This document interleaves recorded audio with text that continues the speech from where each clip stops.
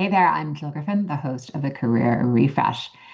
I want to talk about goals. Now, there's lots of different ways that we think about goals, but right now, as we're starting to round out to the back end of the calendar year, makes me think of, okay, what can I do in the next 90 days? What's possible? What can I achieve? Who do I want to be in this period?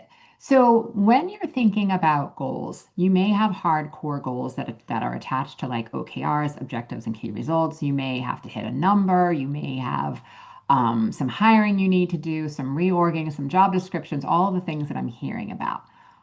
But what I'd offer you as you go into this, regardless of what the goal is, and assuming it's measurable, I want you to think about where do you want to ground into, and what do you want to stand for as you go to pursue these goals?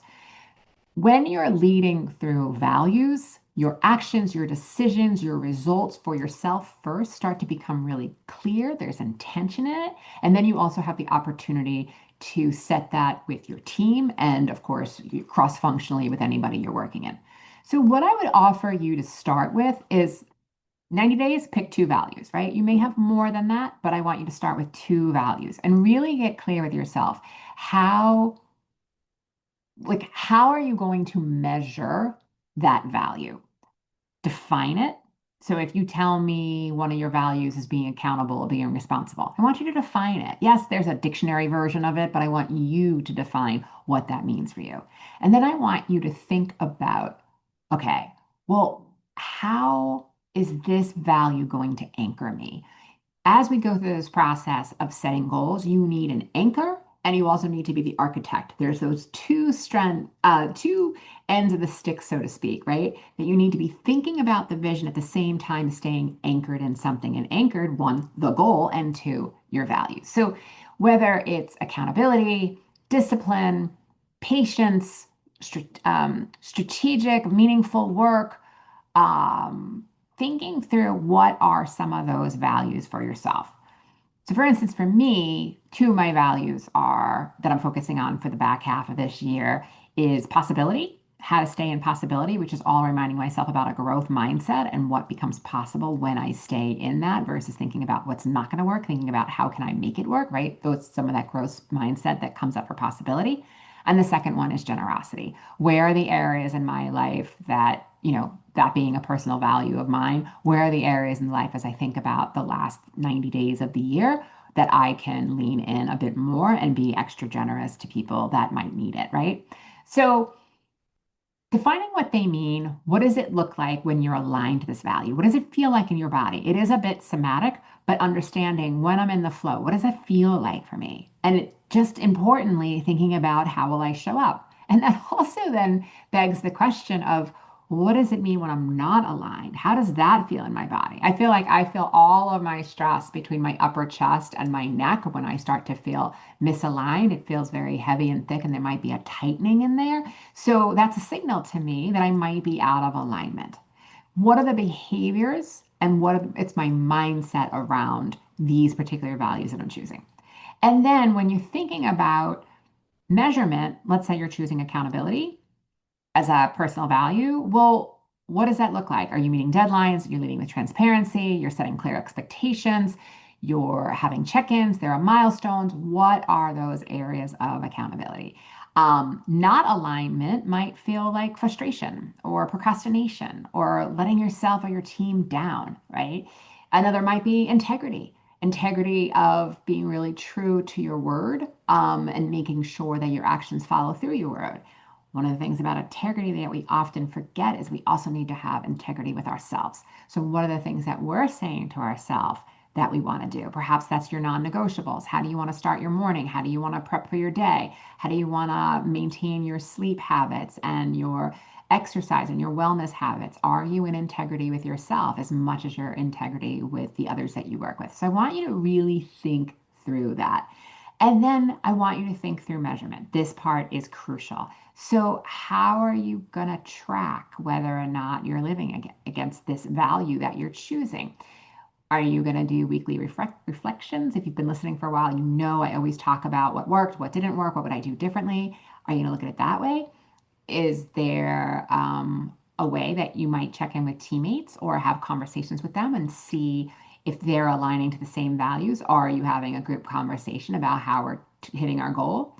Are you using a project management software, even if you just use it for yourself, like an Asana, and making sure that you're checking off the various things if they are measurable in that way and tangible, but really checking to make sure that the time on your calendar and how you're scheduling your time matches those priorities. That's the most important thing, because if you're not measuring it, then you're going after something that it may be a feeling, and feeling can be used as part of measurement, but you want to make sure that you're clear. And then asking yourself, okay, if I'm going to do this, what's the inventory? Like almost like personal inventory. What's already in place? What do I need to create, or what do I need to shift?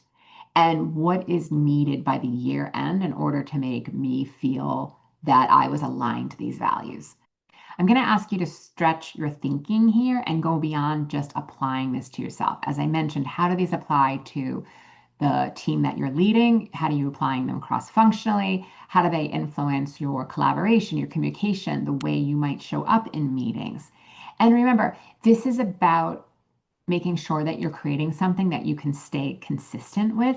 So whether this becomes something that you're calendaring, if it's a daily journal or doing some writing or scheduling consistent one-on-ones with your team, you want to make sure that you're taking consistent action against those values so that you're able to show up in the way that feels most beneficial to yourself and therefore to the goal and to your team. So the challenge: pick two values. Define what they look like. Define what alignment, being in alignment with them and out of alignment, what it is. Decide how you're going to measure it. Take inventory, decide what's there, what's missing, what's the gap, how are you going to commit to closing that gap. And I would say, think about what are the minimal of the three actions you can take in order to close that gap. I'll share with you, as I said, the value that I was talking about was generosity. And I was asked to volunteer at something, and I already do a lot of volunteer work. And my first response was like, do I have time for this? What's this going to do to my schedule? All of that. And then I reminded myself that for the back half of this year, for the last 90 days, I am choosing to make generosity a top priority. So it was really quick and easy to recenter. Oh, that's my priority. Well, then of course I'm saying yes to this additional volunteer opportunity. So that's what I want you to think through as you're going through your year-end wrap-up, perhaps your 2026 planning. I know not everybody is on a calendar. Some of you are on a fiscal. It doesn't really matter. It's a 30-day chunk of, it's a 90-day chunk of time in which you want to think through and be really clear. When you anchor in your values, you are grounding yourself. You are setting a foundation for how you're going to act, how you're going to react, how you're going to behave, and how you're going to mentor and nurture your teams. All right. So I always love to hear from you. Tell me, did you do this? Did you find a way to connect in with values, and how did you embody them and push them through these next 90 days? All right. If you have questions, as always, email me at hello@jillgriffincoaching.com. And as always, be positive, be intentional, and always, always, always be kind. All right. I'll talk to you soon.